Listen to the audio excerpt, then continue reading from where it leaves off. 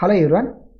In this video we are going to discuss about one of the special cases in the chemical bonding, which we will generally refer to as the banana bonding. So what is this banana bonding? And here we will focus on one example particularly, which is the banana bonding in the case of diborane. So diborane is what is the formula for diborane? B2H6. So we'll just get into the details of it. So what is this diborane?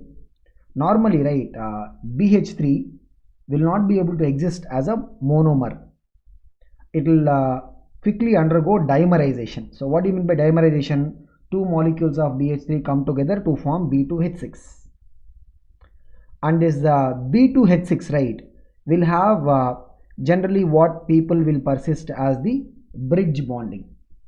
So what is this bridge bonding? So if you look at the bridge bonding, so we have the boron and another boron. So these borons are basically coming from two units of the BH3, and you have a hydrogen one on the upper side and one hydrogen on the lower side. So it is like forming a bridge, and each of the borons will be further bonded to each terminal hydrogens. So we'll call them as what? Here hydrogen 1, hydrogen 2, they are called as what? Terminal hydrogens. Here also hydrogen 1, hydrogen 2, they are called as what? Terminal hydrogens. And these two hydrogens, right, here we are marking, we will call them as what? The bridge hydrogens.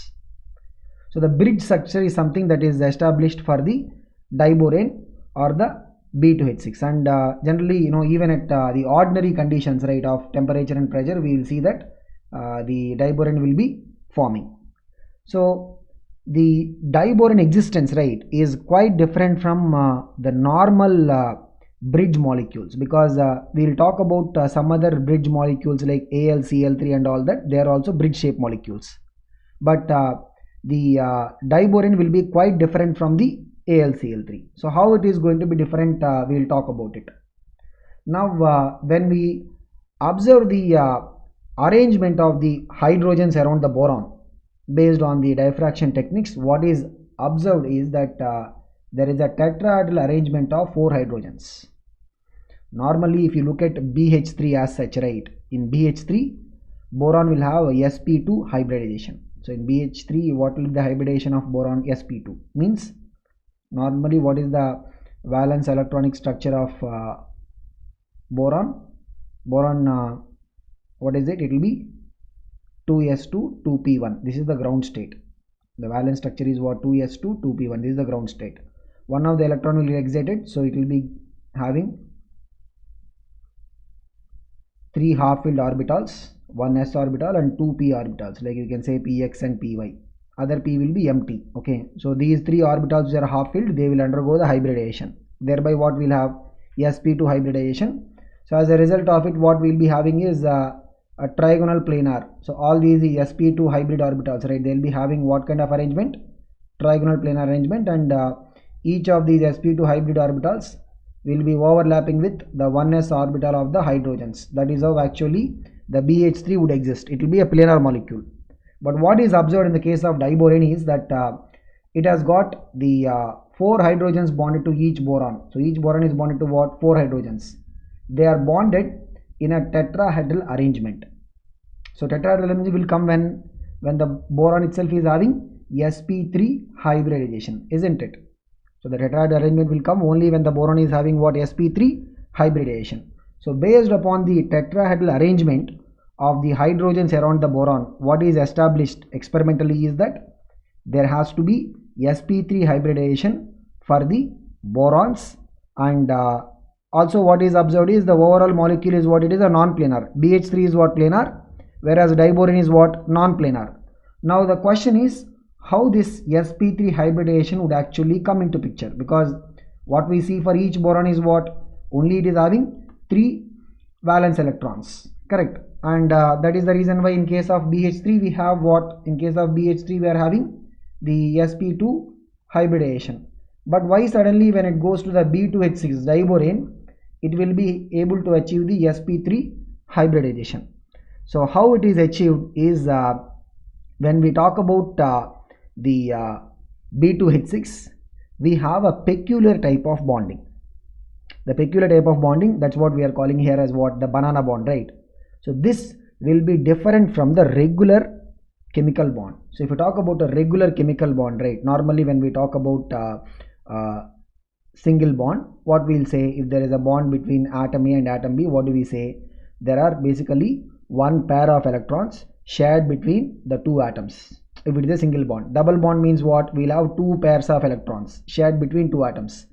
Triple bond means what? We'll be having three pairs of electrons shared between two atoms. But here we are going to see something different, and this is what we call as a three-centered two-electron bond. So what is the bond that will be existing between the borons and hydrogens in this bridge overlap? What do you call it as? It is called as what? Three-centered two-electron bond. So in any bridge you have two bridges, like you can see there is a bridge here and there is another bridge. Okay, so these bridges, right, what they'll have, three centers are going to be there. 1, 2, 3. Here also 1, 2, 3. Each bridge will be having what? Three centers. Okay, and how many electrons are there available for it? There will be only two electrons. How there will be only two electrons? We will look at it. Okay, see here boron, each boron, right, yes, it is having, after excitation, right, it is having what? 3 valence electrons. One of the p orbital is empty, but still this will also undergo the hybridization. So overall what we will get? sp3 hybridization. So this is different from the normal bonding phenomena that we see. Normally what we observe? We'll observe that only this half-filled s orbital and the half-filled p orbitals will undergo hybridization. Here the empty p orbital also will undergo hybridization. Now what happens is, the sp3 hybrid orbitals, 3 of them will be having electrons, 1 will be vacant. You see here, let us try to focus on any one of these bridge bonds. Okay, so let us try to focus on say for example the bridge bond that is above. Okay, so this is the boron. So boron has got 4 sp3 orbitals, right? So you see here, this side one sp3 orbital that is used for bonding with terminal hydrogen. This side it will give 1 electron that is used for bonding with the another terminal hydrogen. This side, if it is giving 1 electron for the sp3 orbital, means here it is going to be what? Vacant. Okay, now the hydrogen here will have its own electron. Now coming to this boron, right, it has also got 4 sp3 orbitals. In this, 3 of them will be half filled, 1 will be empty. Look at it, 1 orbital which is half filled will be used for bonding with the terminal hydrogens, another this side terminal hydrogen, and it will give 1 electron over here. And this side it is what? Empty. You can see this side is what? Empty. So here it is what? This one is empty. Empty orbital, let us number them now, 1 and 2. It is the empty orbital of the boron 2. This is what? This side it is the empty orbital of the boron 1. Okay, now this hydrogen will have its own electron. So what do we see? In the upper bridge, the boron 1 is contributing 1 electron, hydrogen is contributing 1 electron, boron 2 is contributing only the empty sp3 orbital. So how many centers are there? 3 centers. Boron, hydrogen, boron. 3 centers or 3 nuclei, whatever we say. The lower bridge also, you see, boron 1 is not giving any electron, hydrogen is giving electron, boron 2 is giving electron. So in both these bridges, right, we have what? 2 electrons but 3 centers. That is why we also call it as what? 3-centered 2-electron bond. This is different from the conventional chemical bonding that we talk about. And why do we call it as a banana bond? We call it as a banana bond because you see the overall shape, right, how it is looking like. It's looking like a banana. That's the reason why we call it as a banana bond. And this is different from the regular chemical bonding principles that we talk about. Otherwise, in the regular context, right, here boron, the empty orbital should not be engaged in the hybridization. But we can only explain the existence of diboron. Diboron is existing. It is having a non-planar shape. And the arrangement of the hydrogens is what? Tetrahedral. Means it is suggesting that there should be sp3 hybridization for the borons. How do we explain it? We can only explain it by using the concept of this unconventional chemical bond, which we call as the 3-centered 2-electron bond, more commonly known as what? The banana bond, because of the shape of this. Okay, so this is what is the banana bond in the case of the diboron.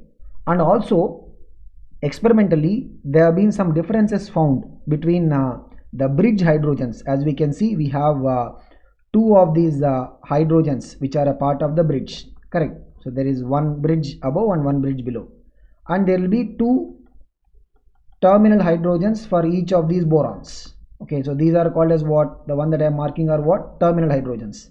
These are what? These are the bridge hydrogens. Okay, so what is found is the boron hydrogen bond for the terminal bonds, right, is a lesser bond length. This bond length is what? Lesser. This is actually what? So the terminal bonds are what? They are shorter bonds in comparison to the bridge. The bridge bonds are what? These are the longer bonds. So the boron hydrogen bonds in the case of the bridge are what? Longer than the boron hydrogen bonds in the case of the terminal. Okay, so this is something that is experimentally observed. And one more thing is in terms of the energy required to replace the hydrogens. What is found is the energy required to replace the hydrogens from the bridge positions is more than that of the energy needed to replace them from the terminal positions. Means it is easy to replace the terminal hydrogens than replacing bridge, because bridge hydrogens are a part of this three centered 2 electron bond. So they are part of what? They are part of this 3 nuclei interaction.